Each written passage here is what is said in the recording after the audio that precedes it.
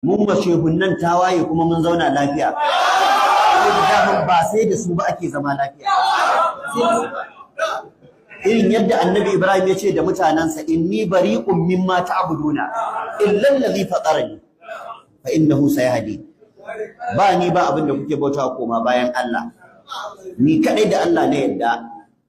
Kamar yadda annabi Nuhu ya ga mutanensa, in kana kabura alaikum maqami wa tadhkiri bi ayati llahi fa 'ala llahi tawakkal fa ajmi'u amrakum wa shuraka'akum thumma la yakun amrukum alaykum gummatan thumma qadu ilayya wa la tunziru. Haka mutanen annabi Ibrahim suka faɗa, ya faɗa, kuma Allah ya ce mu yi koyi.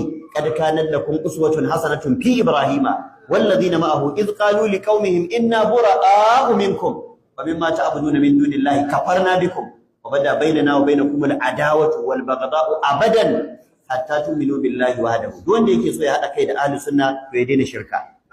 Duk wanda yake so ya hada kai da ahlus sunna to ya daina daukan haƙƙin Allah yana ba wa